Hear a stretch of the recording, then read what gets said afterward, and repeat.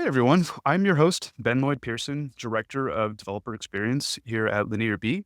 And today I'm excited to be joined by Erin Yepis, Senior Analyst of Market Research and Insights at Stack Overflow. So, Erin, thank you for joining us today.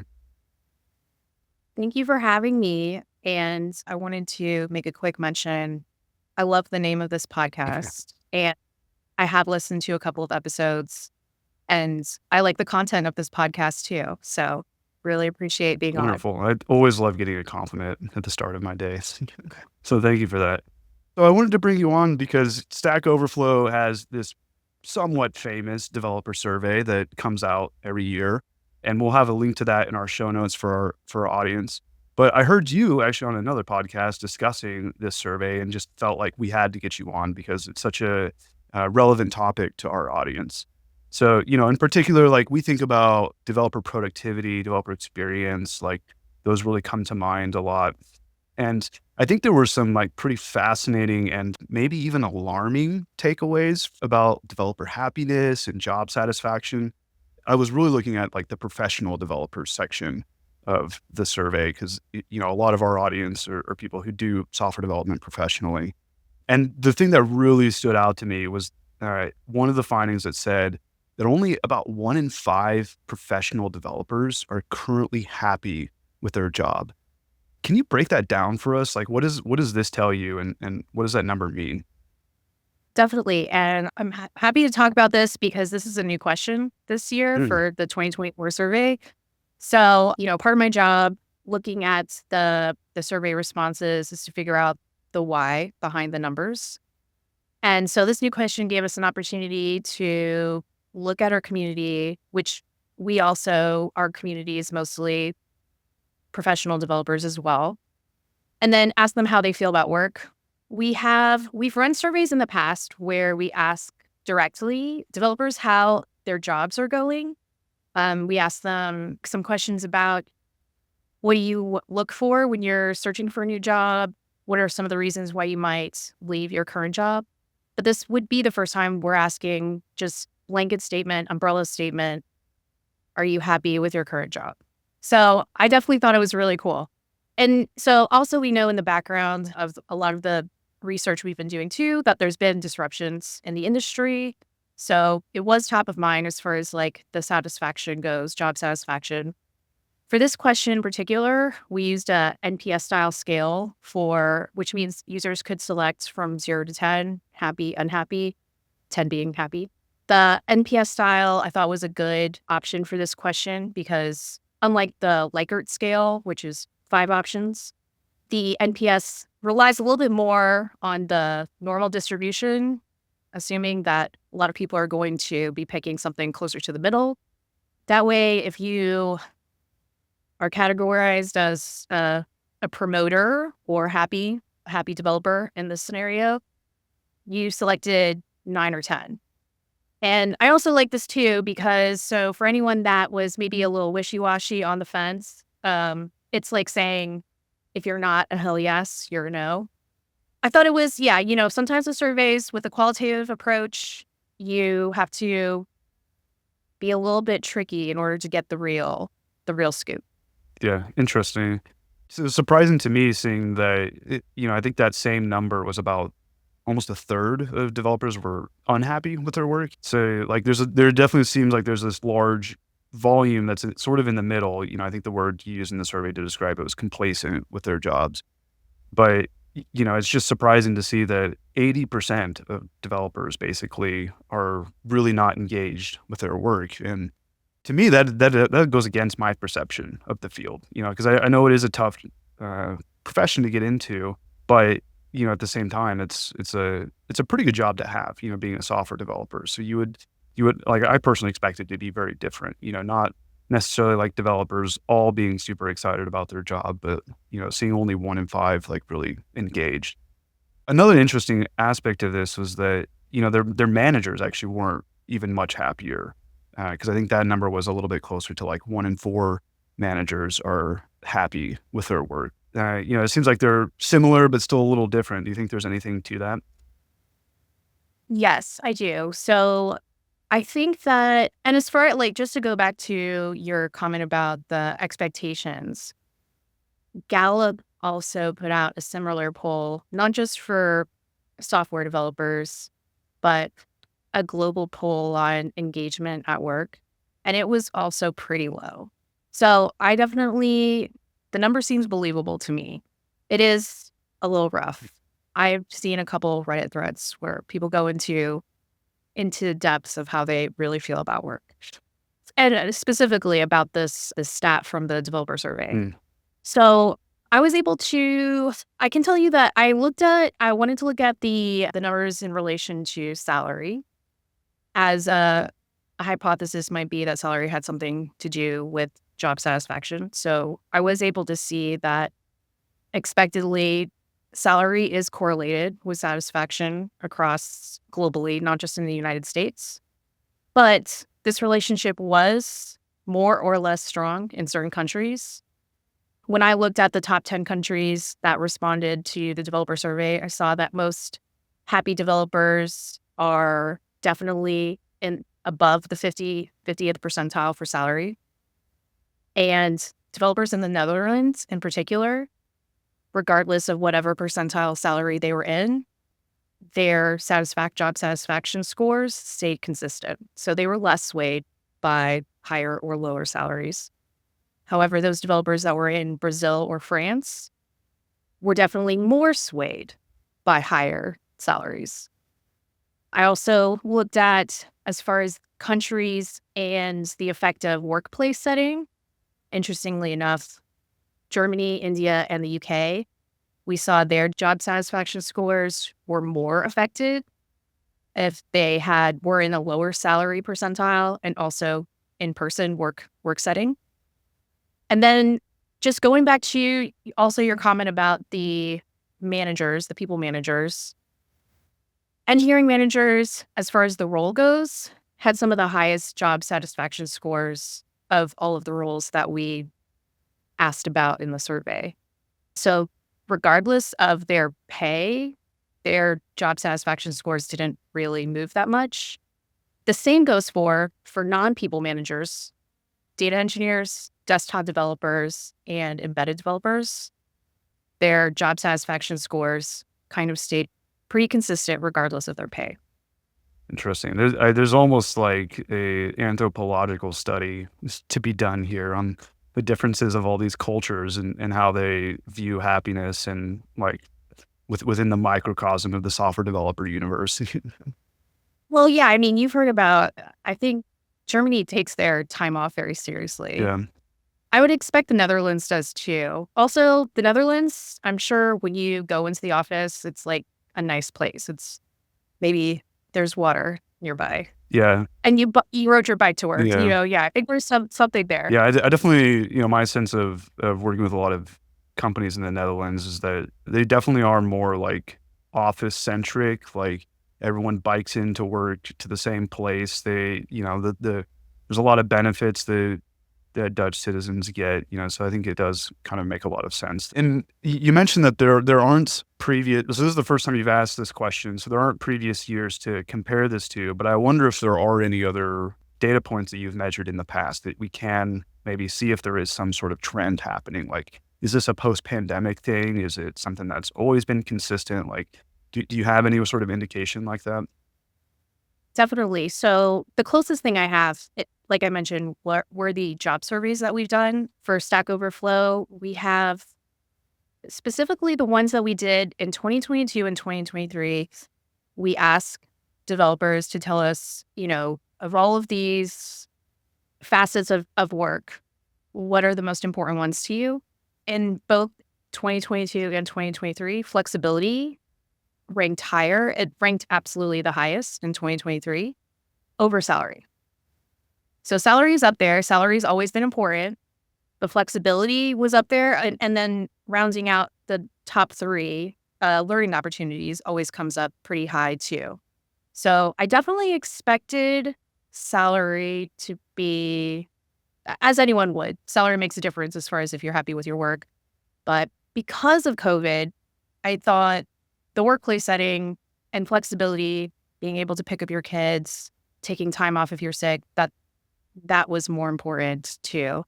So we can see in the developer survey that it's a slight shift away from fully remote positions to hybrid positions, which we would expect. Not a big jump in in-person work settings for developers, but we do know that there is a big difference year over year for salary globally.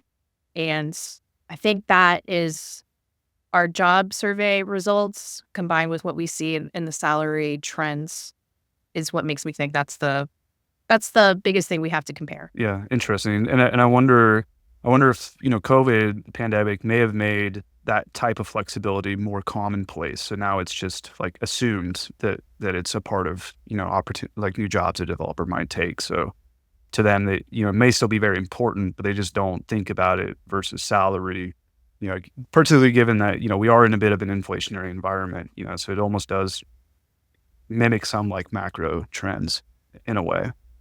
Is there any other insights that you think that we're getting from this into why developer satisfaction might be so low? I think going back to the roles, the salary percentiles, and the country trends we saw among the happy and unhappy developers, we know that, or at least I was able to see that amongst engineering managers, like I said, who generally had a higher job satisfaction than any other role, and it wasn't swayed as much by salary or country, that they overwhelmingly indicate that compared to other job roles, that driving strategy is a factor in what they like about their job, which again, separately with the job satisfaction question, we asked what factors contribute to your being satisfied at work. So overwhelmingly, we know that most developers indicated that improving quality code was what they most found enjoyable about their work. But yeah, so driving strategy for those engineering managers. And then they also indicated overwhelmingly that being a power user was less important to them. So I think that, and then, so to go along that with those roles, embedded developers, they highly rate improving code quality higher than the average developer. I think the desktop developers also, they highly rate contributing to open source code. I think what that shows is that certain people get into the game for a reason. They find their niche. And then if they're able to really play around in that area, that thing that makes them happy, improving quality code, driving strategy. Oh, embedded developers also really liked working with high quality hardware. Makes sense, right? So we actually have numbers to go with that, with something that intuitively makes sense, but there's some of these questions that we don't get a chance to directly ask, especially to an audience this big, and now we have data to back that up. Yeah, I like the insight about engineering leaders or the managers wanting to be more focused on driving strategy. And I think it actually makes a lot of sense why that would be such a big focus area right now, because, I mean, you think about the last year, again, coming out of the pandemic, we have all these companies that overhired, that, were building up business during low interest rate environment. And now we're hearing this from company after company where engineering teams are either doing the same with less or being expected to do more with the same rather than increasing headcount to hit their goals. And I think that makes it really difficult to drive strategy, like when you're in that kind of environment, because you're more focused on just keeping things operating rather than being strategic, Getting a little more into these factors that contribute to job satisfaction, you broke down a lot of things by like things that contribute to happy points, complacent points, unhappy points. So what are the major takeaways that you've seen from that section of the analysis? I think the improving quality code overall just came up as the top factor for job satisfaction. And that makes sense. Mhm. And we love to see that. And again, so seeing that driving strategy actually made no difference to a lot of the developer roles makes sense. So there are people that kind of want to focus on improving quality code. I don't want to drive strategy. I want to do this thing. I like to see that. I like to see that difference amongst the the different groups. What was the other thing too? I saw, because again, the Netherlands just kept coming up. The Netherlands. So regardless of the salary or your job satisfaction score, again, very consistent. Netherlands developers highly rate designing architecture and environments. Again, it makes sense. I think there's definitely a bigger story here. It has something to do with why you decided that this is what you're going to do for a job. So there's so many like different things to go dig into about that. I like the idea of using this data to explore reasons for the why rather than focusing on the overall number, like doom and gloom, this is terrible. Again, kind of going back to some of those Reddit threads that I saw about these results, the 1 in 5. There are some types of people that are like, they see that number and it's a confirmation bias. Like, of course, everything is terrible. Of course it's like this. But that's not the reason to ask about this and to quantify it. The reason to ask and quantify it is to find out why and to do something with that information. Yeah, exactly. And I think the improving code quality, I mean, that comes up with like in our world a lot as well. And I think it's part of this challenge that virtually every single engineering team has. Like they want to do things like reduce tech debt, improve developer experience, like reduce like toil and maintenance and all of that. But the problem is there's the rest of the business that has all these priorities that are constantly pressuring the engineering organization to deliver on. It's like building new features, enhancing things, building stuff for new enterprise, large clients or whatever. And a lot of engineering leaders, I think, actually struggle to push back against the rest of the business to say, we can dedicate, a certain percentage of our resources to solving, to building the stuff that the business needs, but we still need to have like some portion of that dedicated to improving the things that make our developers' lives better. And I think because that conversation is so difficult for engineering leaders to have sometimes, that a lot of times things like code quality get deprioritized within the organization. So were there any surprises or things that you weren't expecting about the stuff that contributes to happiness? So I'll go back to the salary correlation. While I know salary is important from other research that we've done, again, my mind was that in the space that developers, at least in 2023, valued flexibility more than salary.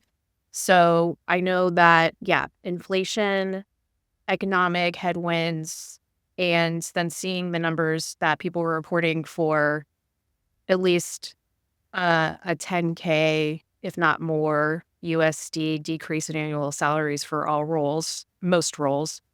I was thinking at first that maybe had more to do with developers because they prioritize that flexibility, that remote setting or hybrid setting, that they were choosing to stay in those roles. But I think we saw with the job satisfaction and then just like, running that analysis on workplace setting and salary, salary is much more correlated than workplace setting. So that was surprising to me. But again, after you think about it, it does make sense. Yeah. I want to take a moment just to talk about some of the frustrations, the common frustrations that you brought up as well. And I think we touched on this a little bit already, but the top frustration that was surfaced in this is technical debt with, over 63% of respondents saying that contributed to their frustration. So what are your findings around technical debt? Like, is there anything deeper into that you can share insights on? This was a good one. I think my main finding, and I mean to be very transparent, is that because it was so highly ranked amongst all the choices for frustrations, that my main finding is that tech debt is just too broad of a term to be using for that type of question. So that's fine. You live and you learn. I definitely expected there was going to be more parity amongst those frustrations because work is frustrating sometimes, especially if your work is very complex. But tech debt, I think, is too much of a buzzword at this point to actually mean anything specific. So I think for the next developer survey, need to tease that out a little bit more to find out. Interestingly enough, we had a really great episode on the Stack Overflow podcast about tech debt mindset that came out after the results for the annual developer survey released. So I got to listen to that and it started making more sense. The phrase tech debt, technical debt is its own microcosm, and you have to be more specific. I know that now. So I think to make that question better, the idea is going to be to reformat it to ask about causes of tech debt, like in the terms of frustrations at work instead of just blanket tech debt. Yeah. So you're thinking like almost get more tactical. Like, is it outdated dependencies or lack of tests or something like that that's contributing to it? Yeah. Honestly, I'm going to have to do more research of what people consider. That might be its own little mini survey. Yeah. Like, so complicated, I guess. Yeah.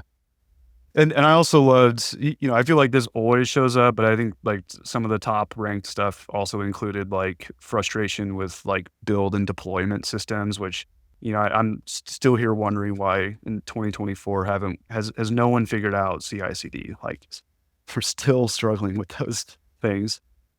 I feel like I'm still figuring it out too. Yeah. So yeah, well, thank you for breaking all of that down for us. So let's start talking a little bit about like what organizations can do with this information. So if you have an engineering manager, director of engineering, or any sort of engineering leader reading this survey, like what would you hope that they could take away from this to help improve developer satisfaction? I would start with read the developer survey, go visit our developer survey site. That's a great place to start, knowing that this is the largest developer survey in the world, and it's a global audience. So you're getting a lot of perspectives. But besides that, I think we saw salary is a real problem it's just correlated to that unhappiness score. I think that some of these things, again, like I mentioned before, seem intuitive, maybe a little obvious, but there's numbers to back it up now. Besides that, I think as I mentioned before, with those factors for job satisfaction, going back to there is a connection between your role and the things that you do at work. So if you're a people manager, an engineering manager, I think checking in on what it is that you like to do is always a good idea, regardless of the numbers in this survey. But what we're seeing is with certain roles, there is a relationship between your role and the things you like doing. And that thing you like doing is probably in the job description of that role to begin with. Awesome. And then to flip that, what about like an individual contributor? Like, is there something from this that you think they could surface to their leadership? One of the enlightening things that individual contributors responded with in the survey and could bring up to their managers was that most developers do not feel threatened by AI. That we had 70% of professional developers indicated they didn't believe AI was a threat to their job. So given that there is maybe some uncertainty with like job security or uncertainty with how roles are going to be affected in tech orgs in any industry with AI, that if it's something you don't feel threatened about, then talking to your managers about how can we use this, how can I use this tool, how can I get ahead of what these tools can bring, how they can improve. I want to be using them. If it's not a threat, then I think having direct conversations about it makes sense to me. Awesome. And I want to maybe pick your brain on, what's coming next year as much as we can. So, I think ways that I would love to learn more about some of these insights that you gained is, one of my favorite parts of the developer survey is always the most loved versus like most wanted tools. Like I would love to see like correlations between that and like people who are happy with their job, are they using the tools that everyone wants? That's my idea. But like, do you have any, you mentioned breaking out tech debt a little more. Do you have any other plans for how you might be able to expand on this like professional developer portion of the survey for next year. Yeah, and I do think that's a good idea. The one problem with that is there's so many technologies Yeah. that we asked about. And so there's a lot of noise there, I Yeah. guess. But I do like that. I think there is some way you've got my wheels spinning now. So I will take that back. And obviously that's our favorite part of the developer survey too, seeing the results of who's using what do they want to use. So I guess for next year, we go through this process where we source the technology selections that will show up on the dev survey. And so one of the new things we did this year, we always go to, it's a combination of looking at our internal data sources. So we have tags on stackoverflow.com that we can see trends in. We have external data sources such as GitHub and Google search to see like what are some of the technologies that are out there that people that are popular in those spaces. And then we also ask our meta community for feedback. Hey, these are the technologies we're thinking about asking our users this year. What do you guys think? And they always give great feedback. They love to correct spelling. First of all, that's always important. But this year, some of the feedback that they gave was, hey, you're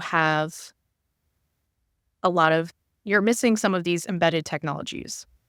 Embedded developers accounted for 3% of the roles that we asked for this year, which is not a small number when you think about all of the roles that respond to the developer survey. So I went ahead and created a whole new technology subsection just for embedded tech. So I think there's possibility we could see more stuff like that. I think it just makes it depends on some of the feedback, what we're seeing as far as like those data sources go. Like sometimes we have to take some of those technologies out of the list too. Like, hey, this has been slowly dropping out of people's usage and they don't love it. They're not using it. They don't want to use it. I hate to say it, but one of my first languages, my most loved language is falling down that path as well. I hope that turns around, but it's not up to me. So for the professional developer series, I think for questions, I think probably not too many changes just because we like to see that like history, that linear time series of how these answers are progressing over the years. But we are definitely attuned to like what is going on with AI, what is going on with changes in the workplace, and how are those being reflected? Because we want to specifically ask those either newly professional or seasoned professionals, how is work going for you? What does work look like? So we'll see. I think it remains to be determined what else is in store for us, like what new progressive technological expansion is knocking on the door of 2025. Yeah, I think in particular, there's a lot to be learned about the impact of AI on different types of developers. Like I think with a lot of the tools that are coming out, it's like we've sort of like as a whole just view it collectively as like, well, all developers are now using Copilot, so they must all have a similar experience with it. But I think we may be learning the reality is that like a senior developer has a very different experience with a tool like that than a junior developer. And they both could potentially see massive improvements from it, but you may have to deploy it in a very different way depending on the person. So yeah, I think, everyone's talking about AI for good reason, but I think it is very relevant that like we need to understand how it's going to change, not just the whole software development industry, but each individual role within the organization. Yeah. And also to go along with that, we ask developers now what part of their development process do they use if they use AI tools that they use it in. So we have tons of options, but similarly to this job frustration and tech debt being overwhelmingly the top one, developers indicate writing code as their like overwhelmingly top way they use AI tools. And I do think that maybe needs to be broken out a little bit too, because it's just a little too broad. Yeah. And exactly going back to what you're saying with junior and senior developers. They're writing code, but very different. This has all been wonderful, Erin, and thank you so much for joining me today. And again, we'll have the survey link in the show notes for all of our listeners. And there's tons of information that we didn't even get to touch on today that I think, plenty for people to learn from within there. So I definitely encourage our audience to go check it out for yourself. So Erin, if people want to follow you to learn more about what you're working on, where should they go? Yes, thank you for asking. I would say please check out the Stack Overflow blog because I post my analyses there. We are currently working on a survey for our community members about knowledge in online communities. So that analysis should be coming up soon. And depending on when this podcast is released, the survey may still be open if anyone wants to contribute. That would be cool. Wonderful. So Dan, first of all, I just want to get your reaction to this top line number that only 20% of developers are happy at work. And so for context, Erin mentioned that this number represents professional developers who selected either a 9 or a 10 on a 10-point scale. Further, 32% of developers also indicated they're unhappy at work. So an almost majority, about 48%, are just basically complacent at work. So Dan, why are only 20% of developers happy at work? Yeah, Ben, first off, man, when I saw this, that's like a pretty sad number, like 20%. I don't know. I saw what you and Erin were discussing. I think you had the same reaction. Like, that feels low and sad to me. Then I started thinking, okay, maybe what percentage of people are on the entire planet are happy at work? I don't know, maybe it's 20%. But if we're saying, specifically for developers, I think about a few things when it goes back to like the experience and that type of stuff.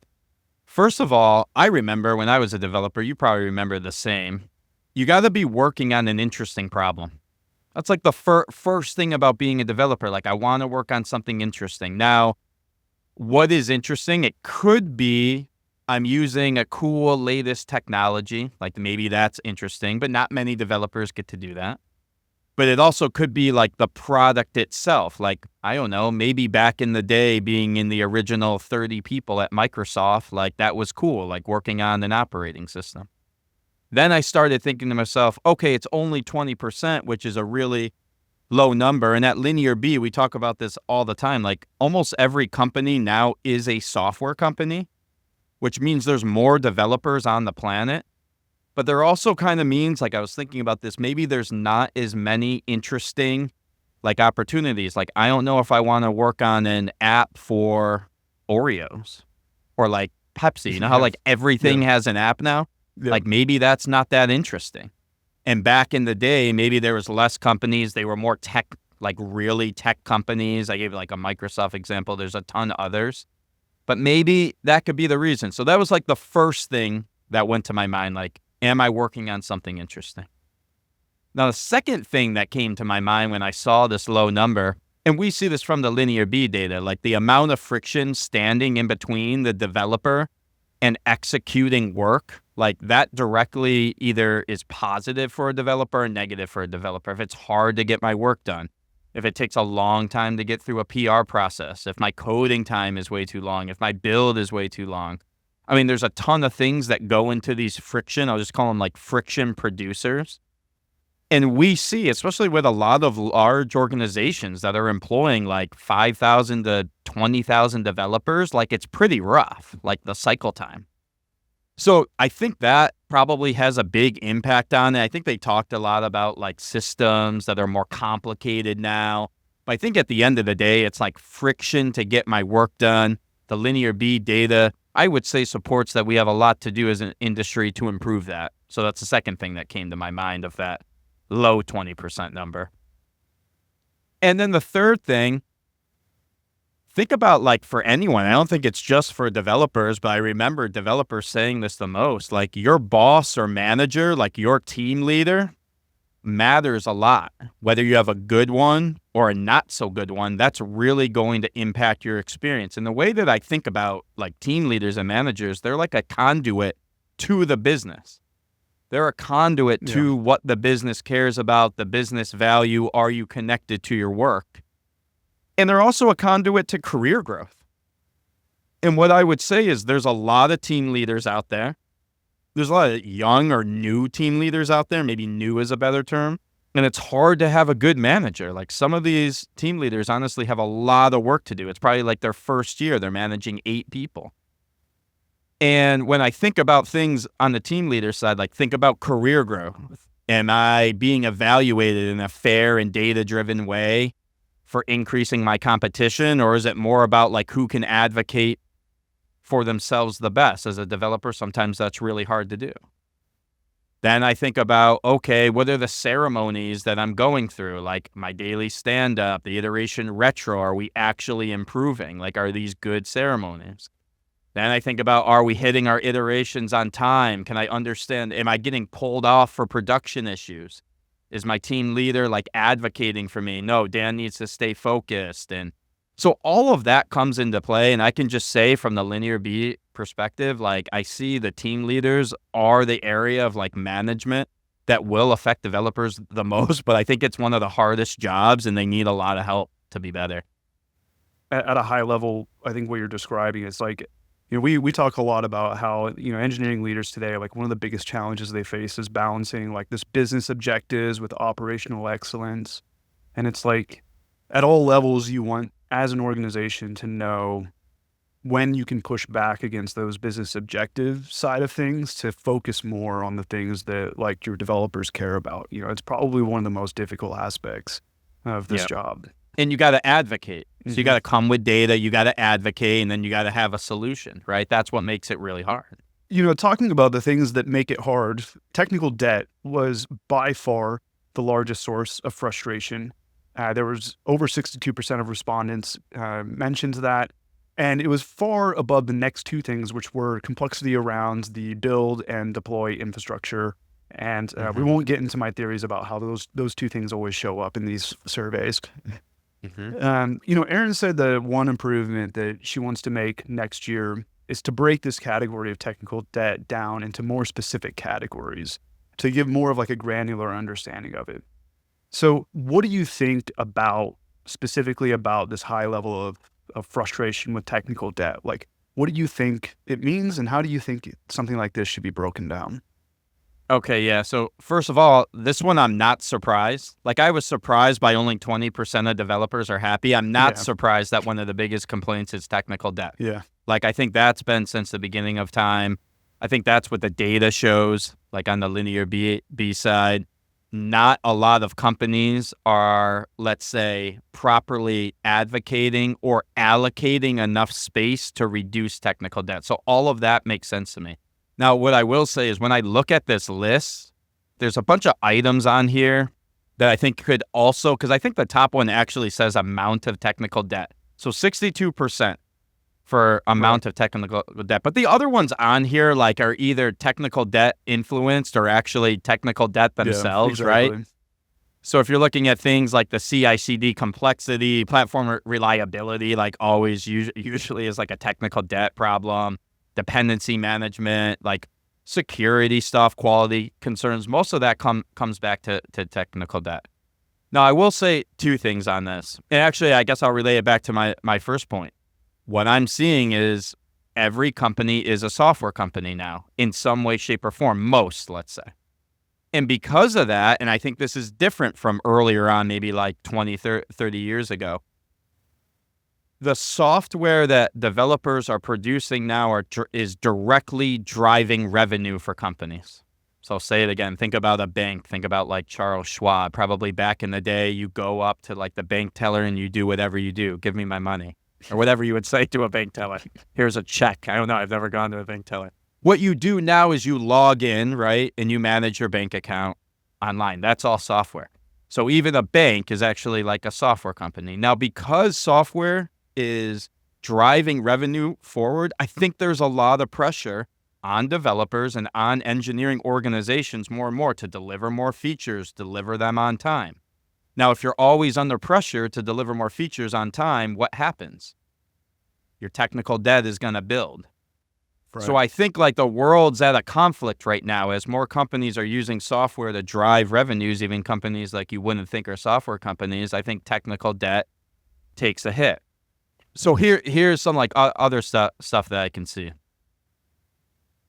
How is this important, or what is the most important point? It's that you need to understand, how does this technical debt influence revenue? I think that's the best thing if you're a manager, to be able to explain that. How does technical debt influence revenue? You use a tool like LinearB or other tools out there that you can actually say, look, here's all the bugs coming into our system. Here's all the incidents that we found in production. Now look at our on-time software delivery. It's suffering. Our planning accuracy is really low. I can show that coming in, all these bugs. Our developers are forced to go deal with code quality issues in prod, and therefore projects aren't delivered on time. And this is our number one generating revenue project. I'd like to talk about it with the business so we can do it more. I think that's like the change that the industry needs to make. And the other thing is like the point that I just opened up with, where it was like, do you know how much time you are allocating to take down that technical debt? Is it 5%? Is it 10%? Is it proper, like 15 to 20%? And if you can show and visualize that, we do that with our profitable engineering module. When you show that to someone on the business side, they light up. Oh, I get it. These aren't dumb people. They understand now that the software matters. So you got to make sure that you're allocating time to take it down. So overall, Ben, this one makes total sense to me. I think it's more about how we fix it now. So before I let you go, I just want to ask, like, is there anything else in the Stack Overflow Developer Survey that you would love to see like them explore more deeply next year? I'll start with your idea, Ben. I think you already talked about it. Like, everyone wants to see technologies, most technologies used, tools used. I think with AI also, there's like so many companies and startups there. It'd be interesting to get some opinions on, which ones are pleasant to work with, which ones aren't working, all of that. And do they actually make you happier at work, for example? Do they make you happier? And where I'm more interested is, do they drive productivity? With LinearB, we're all about productivity. I want to see, developers that are happy because they're productive. And I think it's important, because if you do a developer survey and you're looking at developer happiness, you're looking at developer experience, if you asked probably the ones that are like in that 20% happiness, they probably feel good about getting their work done. They're productive. They feel like feeling productive is a good experience for most people. So I'd like to see them build out that developer productivity section, more stuff on what are the friction impactors, or what do you need to be more productive? I think if they build that out, that's actually the way to increase the happiness. What do we need to do with automations? There's a lot of like agentic bot stuff going on. That would I focus on, like the productivity side. All right. Well, thank you for joining us today, Dan. Yeah, man. Thanks for having me.